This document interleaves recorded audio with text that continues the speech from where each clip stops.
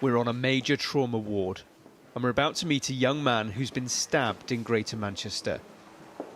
For his own safety, we're not identifying him, and we've changed his voice. Is the pain like still the same, or has it gone? So when I try to breathe or full lung of air, I get like a sharp pain. His visitor is Favour.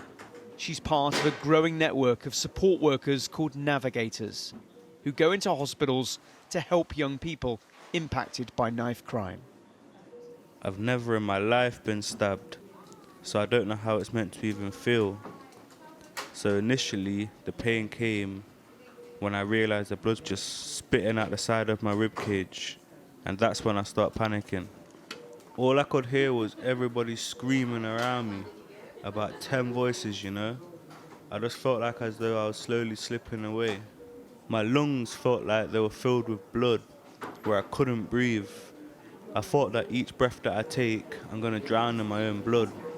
I'm so sorry that happened to you. I'd say even for the perpetrators, it is not worth it, man. Because once you decide to carry a knife, trust me, it ends two ways. Either you stab someone or you get stabbed. You should have the right to feel safe and protected wherever you are, so don't blame yourself for what happened. We are going to be there to help you. Favour is here to offer support beyond the physical injuries. She's not here to judge. The police are investigating what's happened. Favour has shown me that you don't have to be alone in a situation like this. You don't have to lock yourself in a room and feel isolated. She's told me that there are people that can walk with you, speak to you, advise you, make you feel comfortable, not vulnerable.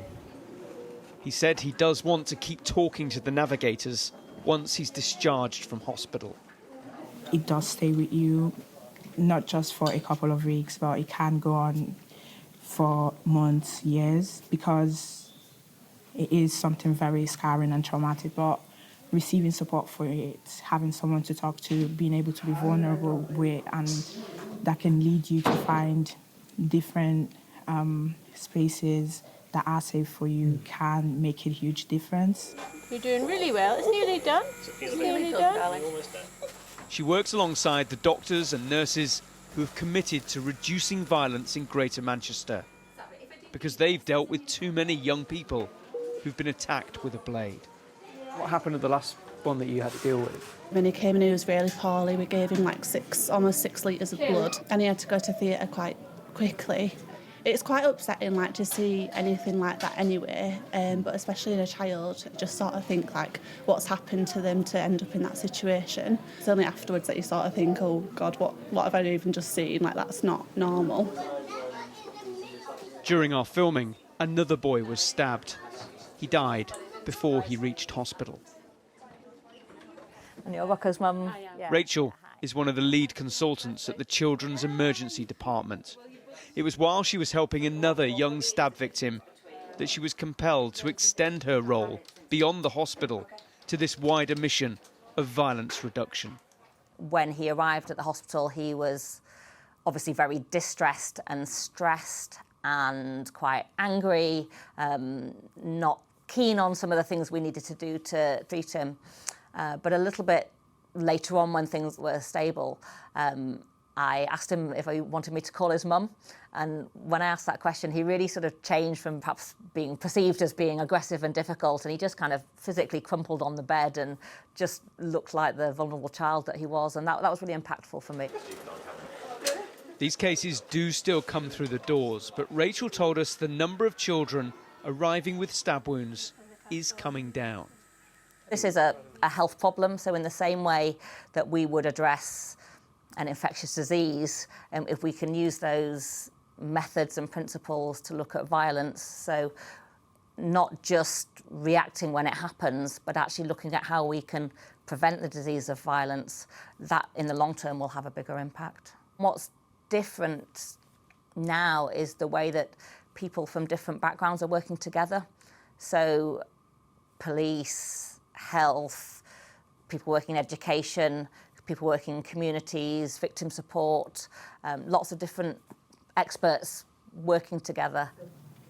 When somebody has an injury that causes life-threatening bleeding, someone can bleed to death in 5 minutes. That's really quick, isn't it? Part of that strategy sees medics going into schools. Keep that pressure on. We joined 11 and 12-year-olds in Bolton, learning how to save someone who's bleeding. They're engaged because they know this matters. There was like a stabbing quite near where I live, so like it does happen, but it's very crucial to learn like how to stop this bleeding, how to stop deaths.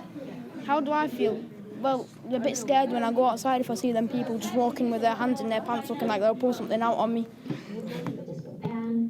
These two both know a boy the same age as them who was recently involved in an incident with a knife. How did it make you feel? Honestly surprised because he's year 7 and he was doing that, shocked as well, scared for him, angry, I don't know, all the emotions at once basically. It's really bad because like at that young age, no one would expect it for someone that young to happen to it. Like they're just new to high school, fresh out of primary, and they shouldn't just be doing that, too young. How long do you need to do that for? 10 minutes. The teachers could ignore this problem, but here they've chosen to tackle it head on.